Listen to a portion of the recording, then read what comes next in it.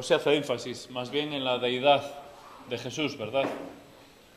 Jesús como esa revelación de Dios y Jesús como Dios mismo, ¿verdad? Y en este capítulo segundo se nos habla de esa humanidad de Jesús, que Jesús tiene que hacerse hombre, padecer, sufrir, capacitarse para ser siervo de Dios. Entonces, hoy precisamente vamos a estudiar los últimos versículos del capítulo 2. Estamos en el capítulo 2, versos 14 al 18. Capítulo 2, versos 14 al 18. Vamos a leer la palabra del Señor. Como solemos hacer, no siempre, pero casi siempre, hay unas hojitas ahí que os sirven de guía para tomar anotaciones y para saber dónde vamos en el mensaje, para saber cuánto tiempo nos falta para terminar. Pero también vale para eso, ¿verdad?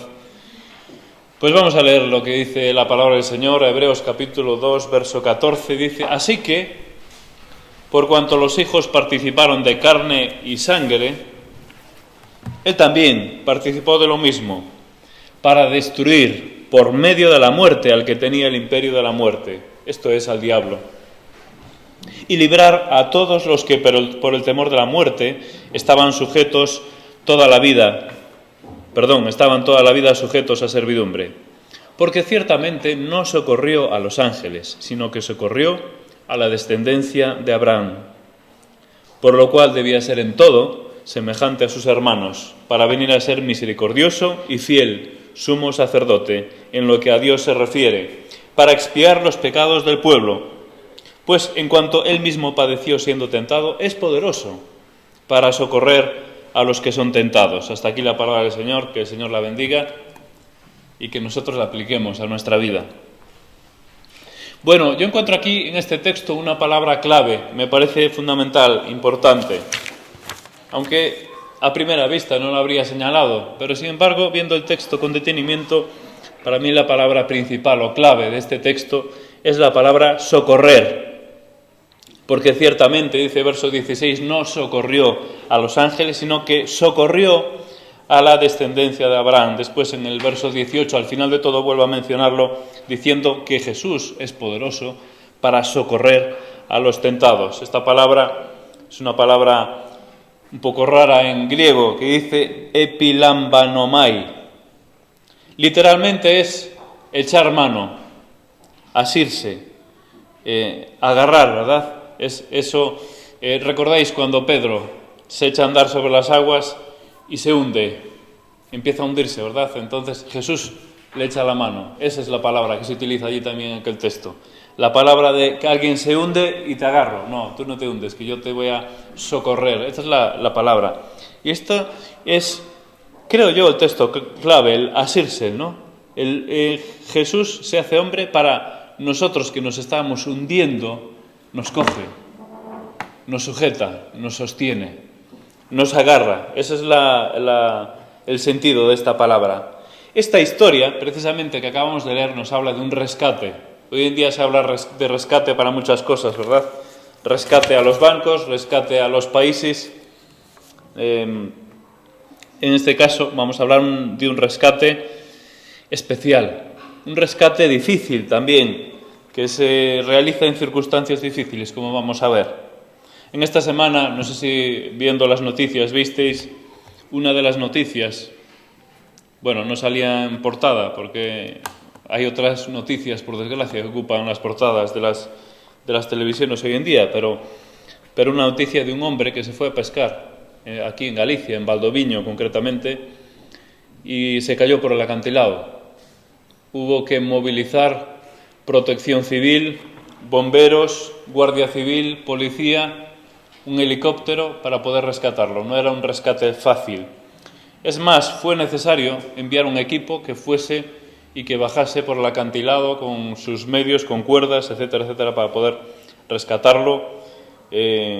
A este hombre que estaba allí no se valía por sí mismo. La verdad es que para este rescate hubo que mojarse. Cuando un rescate es difícil, normalmente hay que mojarse, hay que mandar a gente especializada. En este caso fue así, ¿verdad? Pero los rescates a veces no salen bien, ¿verdad? ¿Recordáis la famosa tragedia de Orzán? Eso fue hace un año. Hace unos pocos días se celebró el triste aniversario de esta playa, en Orzán. Unos chicos extranjeros, por ir de fiesta, a la noche deciden pues bañarse, un día de temporal, en la playa. Estando literalmente ahogándose, varios policías van a rescatarlos. Si mal no recuerdo, creo que son 3 policías que perdieron la vida y uno de los chicos que se estaba ahogando. Uno de ellos se había salvado, pero uno también falleció. Una tragedia.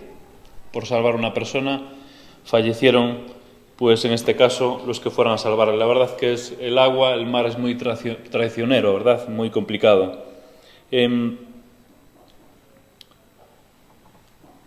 Realmente, en esta mañana vamos a hablar de un rescate también muy complicado. Y tenemos que pensar que realmente el problema que tenemos, el problema que tiene la sociedad, y yo a veces me pregunto, ¿por qué la gente no viene al Evangelio? ¿Por qué a la gente no le interesa conocer a Dios? Bueno, estamos hablando en líneas generales, no la sociedad en la que vivimos. Porque realmente el problema que tenemos es que la gente no se da cuenta de la situación de peligro, de urgencia, de peligro en el que están. No se da cuenta de que se están hundiendo literalmente. Posiblemente aquellos jóvenes que se metían, aquellos jóvenes estudiantes de Erasmus que estaban allí en la playa de Orzán, se metían en el agua, no se daban cuenta en un primer momento del peligro que corrían, hasta que después el mar empezaba a arrastrarlos. El mar es muy traicionero a veces. Pero lo mismo ocurre con el pecado, y lo mismo ocurre con el diablo y con la muerte. No nos damos cuenta, pero nos estamos hundiendo. Entonces, lo primero que tenemos que saber o que pensar es que la gente no les interesa el Evangelio porque no se dan cuenta que se están hundiendo. Porque si no hay necesidad de rescate, no vamos a pedir auxilio. ¿Os imagináis que aquel joven que está allí hundiéndose no pida auxilio? ¿No grite, ayudadme o socorredme? ¿Alguien que se está hundiendo que no pida auxilio? Es absurdo, ¿verdad? Sin embargo, espiritualmente esto se da por desgracia y lo vemos a nuestro alrededor. Y tenemos que entender que nuestra vida espiritual sin Cristo es exactamente lo mismo. Y el texto que acabamos de leer nos habla de 3 aspectos que realmente nos hunden, que realmente nos están hundiendo. En primer lugar, aquí se nos habla de la muerte. No exactamente de la muerte, sino que se nos habla del temor de la muerte. En el verso 15 dice que Jesús dice: librar a todos los que por el temor de la muerte estaban sujetos toda la vida a servidumbre. Estamos en el verso 15. Lo cierto es que, aunque intentamos ignorar la muerte es como esa negra sombra que nos acompaña toda la vida. La muerte trae mucha tristeza, a la vida. Trae mucha angustia. Y aunque normalmente intentamos ignorarla, vivimos nuestra vida marcados por la muerte, porque nuestra vida se condiciona por la muerte. Rosalía de Castro, nuestra famosa poetisa, tenía una poesía que hablaba no exactamente de la muerte, posiblemente se refiera a una enfermedad, pero que dice, si mal no recuerdo en sus primeras líneas: cando penso que te fuches, negra sombra que me asombras, o pedos meus cabezales tornas, facéndome mofa. La sombra negra que la perseguía, no sabemos lo que era exactamente, tal vez enfermedad, pero a nosotros nos ocurre exactamente lo mismo, la muerte, una sombra que nos persigue. Y no solo que nos persigue, sino que es lo que da de alguna forma sentido a nuestra vida, porque la muerte está ahí, la tenemos delante. Nuestra vida está condicionada por la muerte. Y la filosofía que vivimos en nuestro mundo está condicionada por la muerte. Porque la gente, cuando piensa que se va a morir, que hay un fin, piensa qué sentido tiene la vida. Si no tenemos esperanza más allá de la muerte, ¿qué pensamos? ¿Qué sentido tiene la vida? No tiene sentido ninguno. ¿qué hay más allá de la muerte? ¿No hay nada? Pues entonces, ¿qué voy a hacer yo de mi vida? Bueno, voy a disfrutar mientras pueda. Pero la muerte, convivimos con ella. Enfermedad. La enfermedad es una de las secuelas o uno de los efectos colaterales de la muerte, porque en nuestra vida, en nuestro cuerpo hay muerte. Hay muerte, células que se están muriendo. En nuestro cerebro hay muerte, neuronas que se están muriendo. La enfermedad, la muerte, convivimos con la muerte. La muerte produce una tremenda angustia en nuestras vidas, por naturaleza.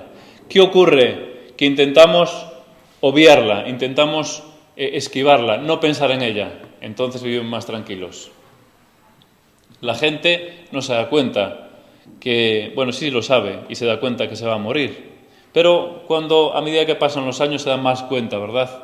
Y cuando va uno llegando a una edad avanzada todavía se da más cuenta de eso. Pero cuando es joven ni siquiera piensa en eso.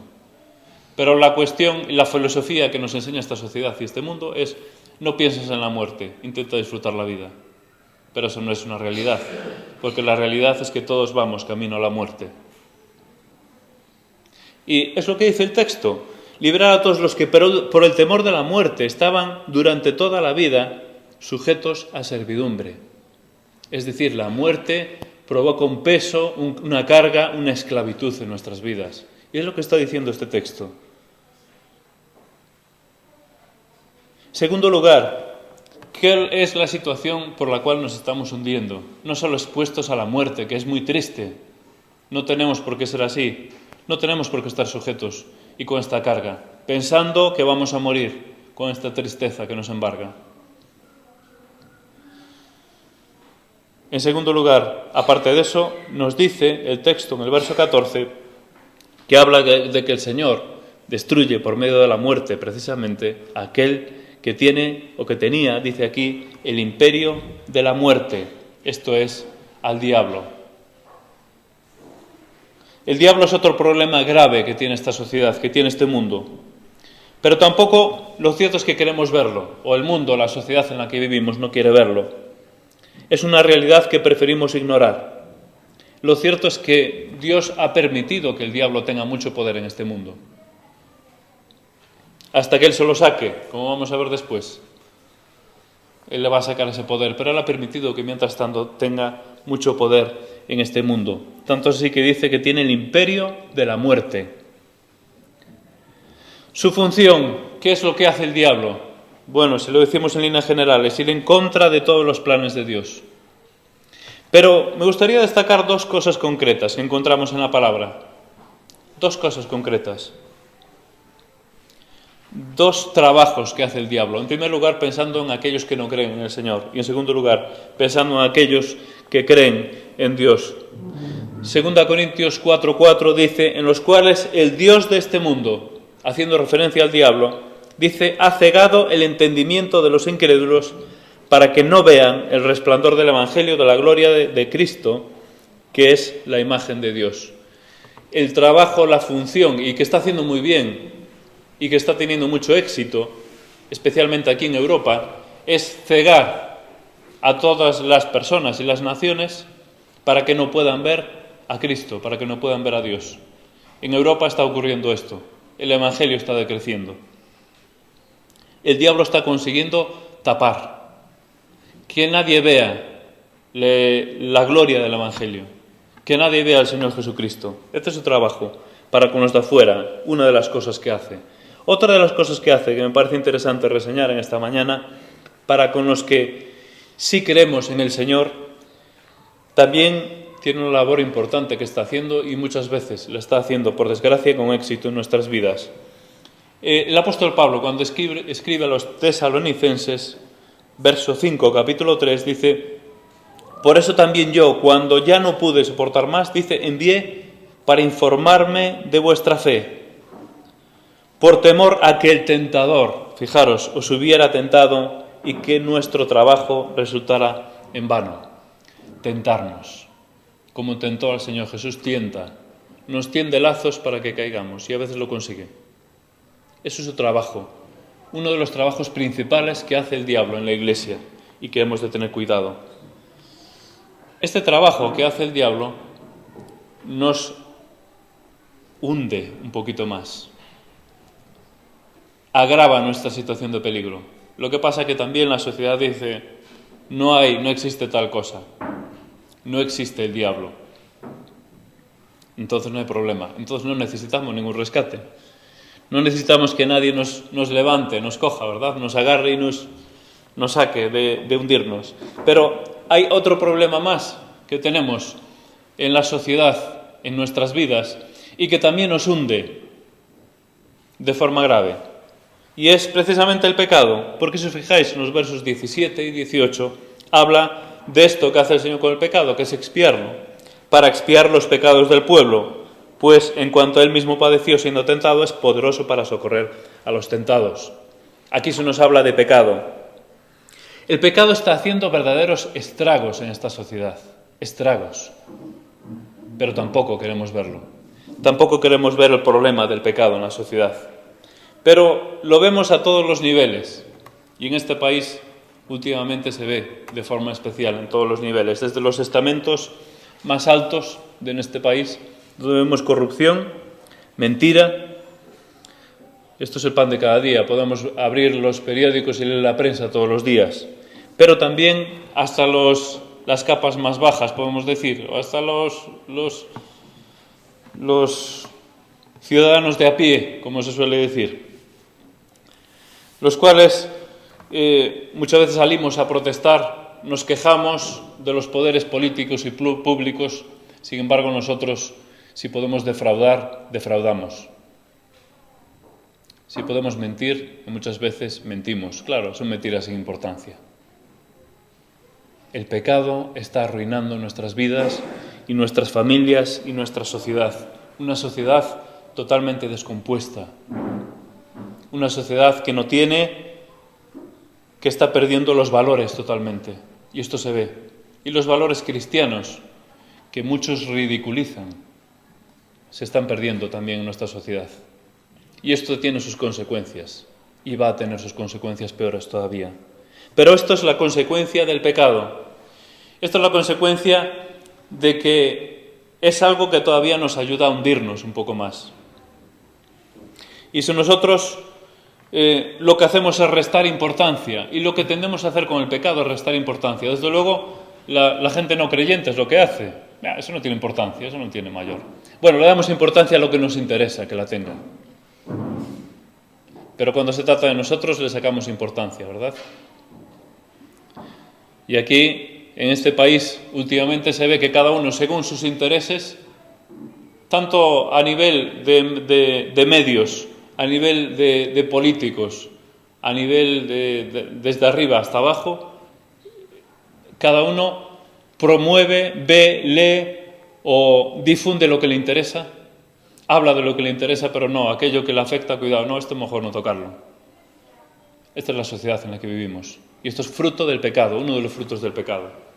Podríamos seguir hablando de esto, pero creo que no vale la pena extenderse más. Pero, volviendo a la ilustración que usábamos al principio, nosotros estamos en el mar y nos estamos ahogando. Estamos tragando agua, no podemos prácticamente respirar. Pero además de eso, resulta que hay un tiburón blanco, que es el depredador posiblemente más agresivo que existe en esta tierra, o uno de los más. Y aparte está hambriento, alrededor nuestra.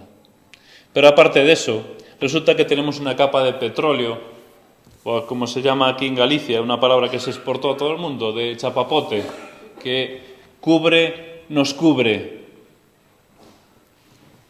Y estamos en esa situación. Esa es la situación real en la que vivimos, sin Cristo, sin Dios. Esta es la situación en la que está la sociedad. Y la gente no se da cuenta. Necesitamos, la sociedad, el mundo, necesitamos, sin Cristo, necesitamos un rescate urgente. Necesitamos que alguien nos coja, y en este caso ese alguien tiene que ser el Señor, únicamente solo Él puede hacerlo, y nos saque de ahí. ¿Por qué las personas, a la mayoría de las personas, no les interesa el Evangelio? Porque no se dan cuenta dónde están metidos. Ahora sí están sufriendo las consecuencias, sí estamos sufriendo las consecuencias. Que el Señor nos ayude en primer lugar a ver nuestra necesidad, especialmente de aquellos que no conocen al Señor. pero también los que conocemos al Señor necesitamos ver nuestra necesidad para que Él nos socorra. Porque, como hemos dicho antes, necesitamos su socorro día tras día y cada día, porque Él es poderoso para socorrer a los tentados. Y eso lo habla el texto, como veis, en tiempo presente. Esos son los tres males que nos aquejan, por eso estamos en peligro. Por eso necesitamos un rescate urgente. Ahora, ¿a quién vamos a llamar para que venga a socorrernos? ¿Quién puede ser el socorrista adecuado, perfecto? ¿Quién puede ser? Hay una película muy buena, si no la ha visto os la recomiendo, The Guardian. Viene a ser el socorrista, no sé la traducción en castellano realmente, lo conozco como The Guardian. Trabaja Kevin Costner, Ashton Kutcher, y es una película que trata de una academia de socorristas. Entonces tienen que dar un entrenamiento intensivo a los socorristas. Y en ese caso el veterano, que es Kevin Costner, somete a los nuevos que están aprendiendo a unos trabajos tremendos, incluso de ponerlos a temperaturas bajo cero, tremendo, para que puedan estar preparados para socorrer. Ellos en esa película se encargan de socorrer a naufragios, ¿verdad?, en alta mar, muy complicado, en un temporal. Tienen que estar muy preparados, muy capacitados. Preparación. Nuestro socorrista ideal tiene que estar capacitado. Y nuestro socorrista ideal, según dice este texto, es el Señor Jesucristo. Pero Él también tuvo que ser capacitado. A pesar de que es Dios, a pesar de que es todopoderoso, tuvo que ser capacitado. Tuvo que entrenarse en un sentido para poder socorrernos, para poder librarnos. En primer lugar, capacitado, identificándose de forma plena con nosotros. Identificándose. ¿Cómo podría identificarse con nosotros? Dian Fossey es una mujer que asesinaron con 53 años y que se hizo famosa porque fue la primera que pudo conocer, investigar a los gorilas de cerca. No solo investigar, sino convivir prácticamente con los gorilas. Llegó a hacer estudios y a descubrir cosas que nadie antes había descubierto. Se hizo famoso también por la conocida película que hay, Gorilas en la niebla, que es una película de hace años. Pero me llama la atención esta película como ella, para llegar a ayudar a los gorilas, a conocerlos, protegerlos, porque su vida se basó en eso, y la mataron precisamente por eso, porque protegió o intentaba proteger a los gorilas ahí en el África. Lo que hacía era intentar hacerse pasar por uno de ellos, imitar sus gestos, sus movimientos, hacer que comía como comían ellos. Y es curioso, pero varios grupos de gorilas llegaron a considerarla como un miembro más. Por eso llegó a conocer perfectamente hábitos, costumbres y cosas que nadie hasta ese momento conocía. Se llegó a identificar con los gorilas. Sé que el ejemplo no es muy bueno, pero salvando las abismales distancias, porque si Dian Fossey tuvo que humillarse un poquito y hacerse un poco gorila, Jesús no os digo nada lo que tuvo que hacer para llegarse a hacer como nosotros, hacerse como uno de nosotros. Tuvo que anonadarse totalmente, humillarse y hacerse hombre, para identificarse de forma plena. Y es lo que dice el texto, debía ser en todo, era necesario que Él fuese semejante a nosotros, como dice el verso 17. Fijaros el verso 14, dice, participó de lo mismo.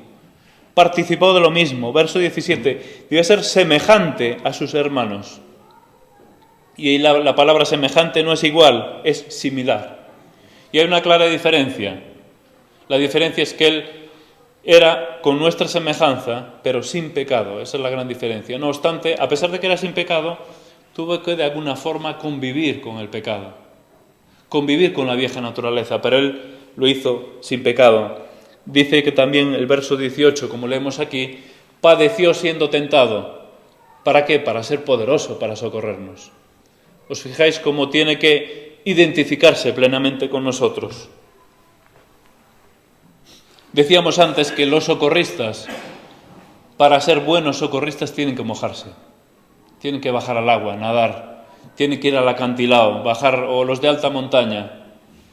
tienen que empaparse con la nieve. Jesús tuvo que mojarse en este sentido también. Tuvo que identificarse de forma plena con nuestros sentimientos, con lo que sentimos, con lo que padecemos. Lo mismo que nosotros padecemos, Él tuvo que padecer. Tuvo que experimentar la muerte, dice destruir por medio de la muerte. Más arriba, ¿verdad? Como hemos leído, creo que fue el domingo pasado, gustar la muerte, este término, o saborear la muerte. Tuvo que morir para que a través de la muerte, precisamente vencer la muerte en sí, y capacitarse para acompañarnos a nosotros cuando vayamos a pasar por la muerte, porque Él ya pasó antes. Entonces Él se capacita también muriendo a través de la muerte y también a través de las tentaciones, como dice el verso 18. Padeció siendo tentado, tuvo que experimentar las tentaciones tal como las vivimos nosotros. De esta forma se hace poderoso para socorrernos. ¿Cómo es nuestro socorrista perfecto? Capacitado, una buena preparación, y Jesús tuvo que capacitarse. Misericordioso. Esto es lo que le mueve, la misericordia.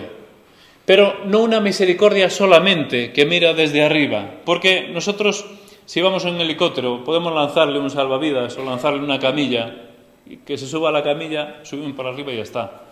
Pero normalmente la misericordia necesita acercarse, ¿verdad? Fijaros el verso 17, por lo cual debía ser en todo semejante a sus hermanos para venir a ser misericordioso. Es decir, aunque pondríamos antes la misericordia, que le mueva a venir, el texto no, pone curiosamente, dice primero se hace semejante, dice, y después viene a ser misericordioso. Es decir, para ejercer la misericordia tuvo que ser semejante a nosotros.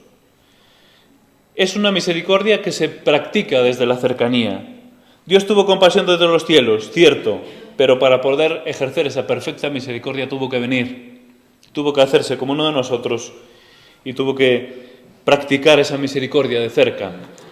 Hablábamos antes de misión urbana, Evangélica Vigo, para decir el nombre completo como es. Podría hacerse de otra forma, podría hacerse por internet. Aquel necesitado que necesitara ayuda, bueno, esto es una barbaridad, pero bueno, es para intentar entender un poco mejor esto. Pues que solicite su pedido por internet. 2 pantalones de la talla 44, 3 camisas de la 46 y 2 zapatos de la 45, por ejemplo.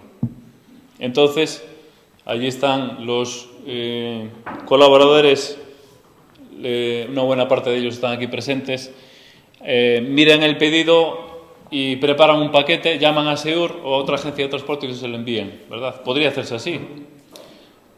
En la práctica, al final, la persona recibiría, bueno, sería mucho más caro, no sería logísticamente, no sería muy operativo, pero bueno, vamos a pensar que se pudiera hacer. El acto de misericordia final, en un sentido estaría hecho, ¿verdad? La persona recibiría lo que necesita, pero ¿qué faltaría ahí? ¿Qué faltaría? El contacto. La persona tiene que ir allí y qué bueno es estrecharle la mano. No sé si darle un beso o 2, dependerá del caso, no lo sé. Qué bueno es charlar con esa persona, ¿verdad? Los que estáis allí podéis decirlo mucho mejor que yo. Pero qué bueno es ser misericordioso desde la cercanía. La misericordia no se practica de lejos. No podemos hacerlo nosotros, pero Dios tampoco podía hacerlo. Por eso Dios, para ser misericordioso, por lo cual debía ser en todo semejante a sus hermanos, para venir a ser misericordioso, tuvo que acercarse. La misericordia de Dios no es una misericordia de lejos, sino es una misericordia cercana. ¿Cómo es nuestro socorrista perfecto?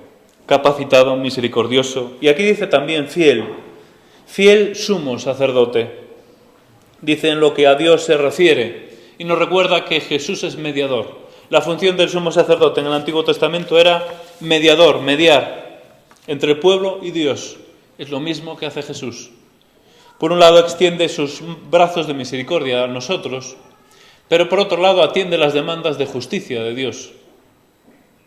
entonces está siendo fiel para con nosotros, pero fiel también para Dios Padre, porque tiene que ser justo, tiene que cumplir esa justicia. Y sabemos perfectamente, ¿verdad?, lo que nos recuerdan los símbolos y lo que hemos cantado muchos de los himnos en esta mañana, que la justicia la cumple precisamente a través de la cruz del Calvario.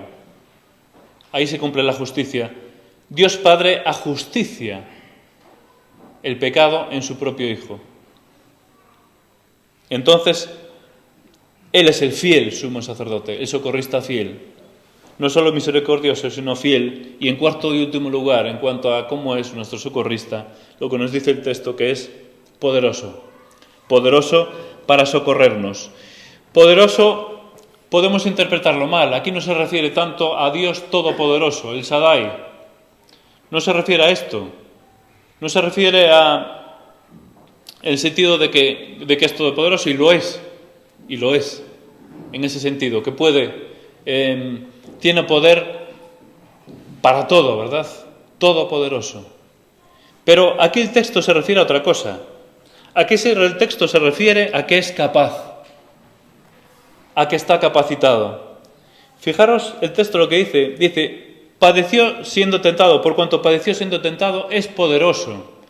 Es decir, el poderoso es como consecuencia de su padecimiento, de su tentación. Es decir, consecuencia de su experiencia. Él es capaz de socorrernos porque conoce nuestra debilidad.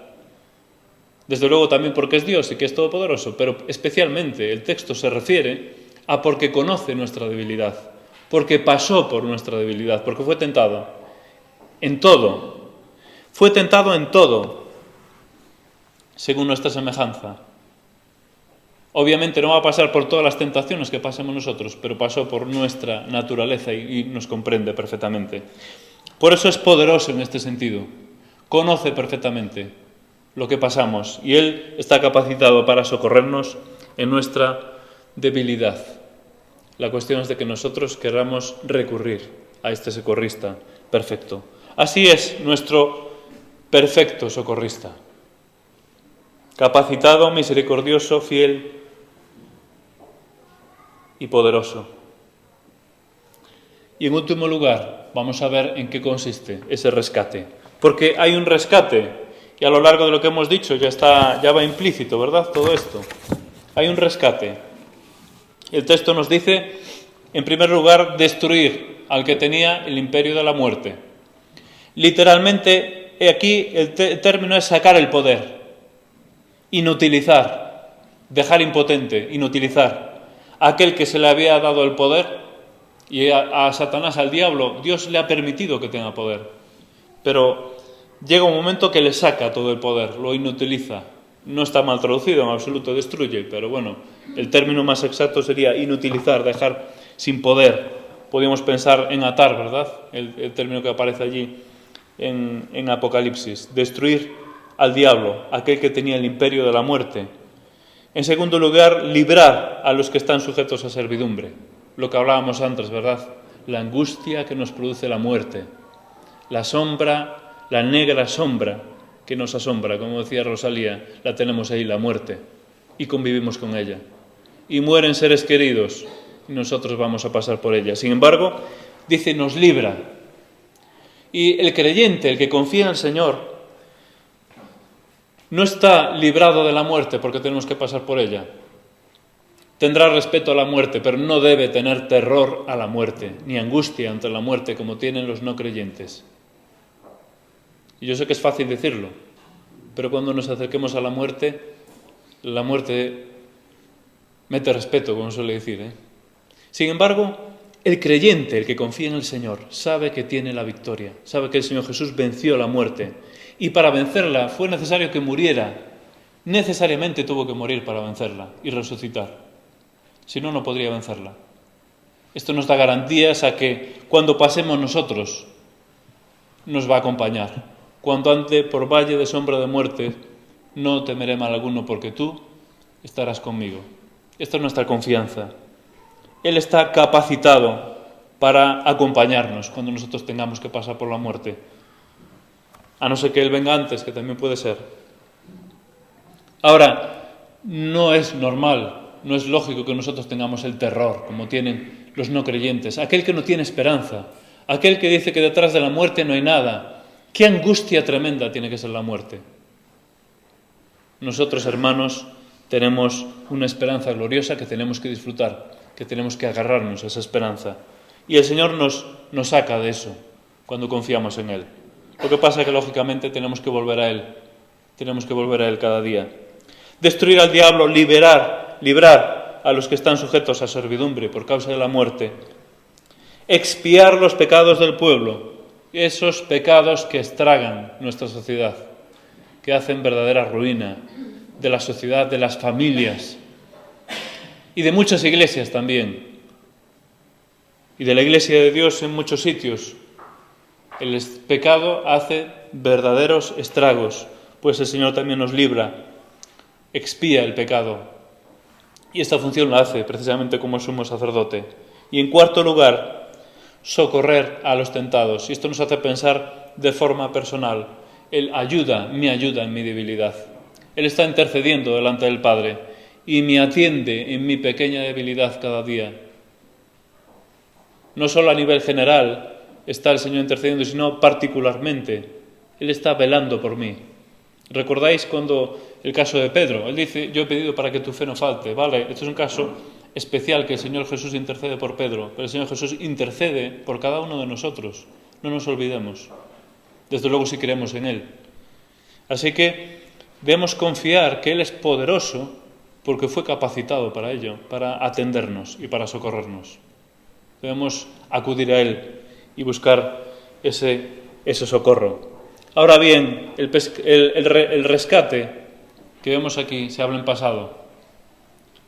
El rescate podemos pensar en presente, porque cada día, rescate futuro. ¿Dónde está? ¿Dónde se encuentra? El texto lo habla en pasado, sin embargo no está completo. Bueno, sabemos perfectamente, ¿verdad?, que ya se hizo el rescate espiritual, pero falta el rescate total de nuestras vidas.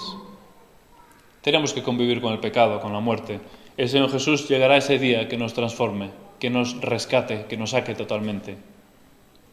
Espiritualmente ya se hizo, pero tiene que completarse. Y esto se hará cuando Él venga o cuando Él nos llame a su presencia. Rescate parcial que se completa en el futuro. Por lo tanto, terminamos con 3 preguntas que hemos puesto ahí al final de las hojas y que valen también para reflexionar. Son preguntas sencillas y básicas, pero elementales y necesarias que tenemos que hacer en nuestras vidas. Y es que, como dije al principio, uno de nuestros problemas es no sentir la necesidad de rescate. No ver lo mal que estamos sin Dios. Ese es uno de nuestros problemas. Por eso no acudimos, por eso muchas veces no vamos al Evangelio. Esto pensado en aquellos que no creen, pero también en los que creemos. Muchas veces no sentimos el daño que nos hace el pecado. El daño que nos está haciendo el diablo en nuestras vidas, en nuestras familias y en nuestras iglesias. El daño que nos está haciendo no confiar en nuestra esperanza que tenemos después de la muerte. También los creyentes necesitamos saber de dónde nos ha sacado Dios. O en caso de que no creas todavía, saber de dónde te puede sacar. Mira tu situación, ¿dónde estás? ¿Estás hundido realmente? Si estás en Cristo, si estás en Dios. Necesitamos reflexionar sobre esta necesidad que tenemos de Dios y de rescate. En segundo lugar, es bueno que reflexionemos a dónde nos ha llevado Dios, y esto especialmente a los creyentes. ¿Dónde nos ha puesto Dios? ¿Cuáles son las bendiciones que nos ha dado? Normalmente tendemos a mirar lo negro, mirar lo negativo.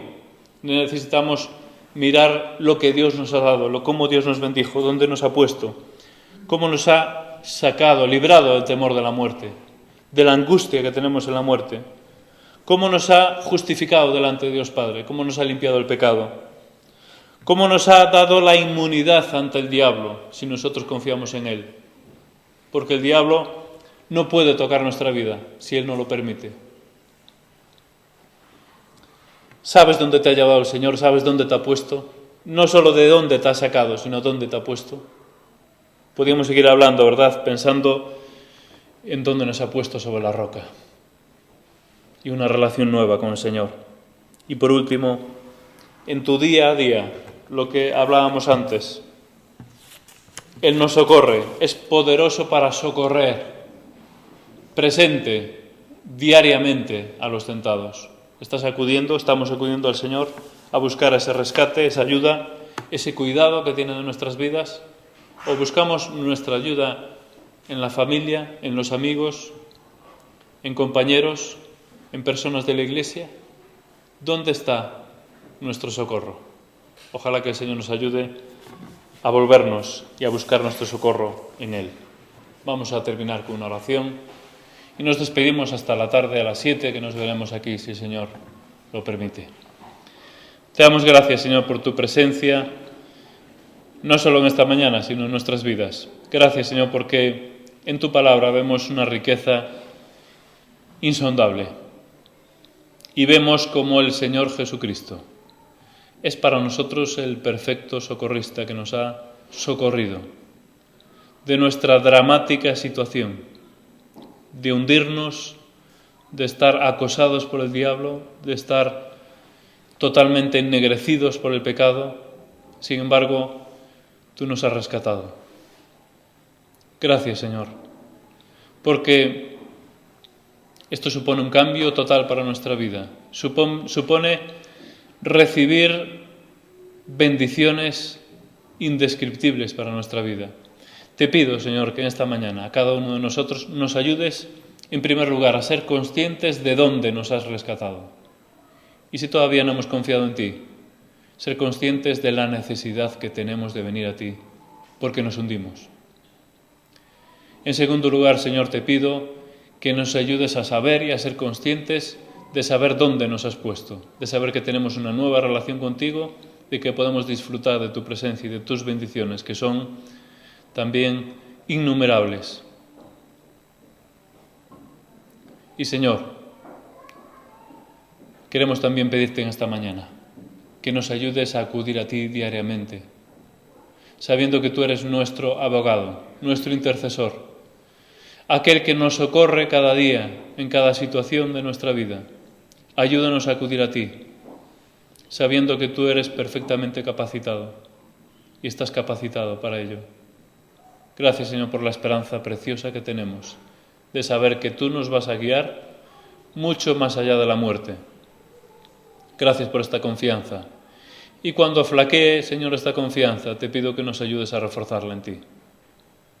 Te pido todo esto en el bendito nombre de esa persona que ha venido a rescatarnos, del Señor Jesucristo. Amén.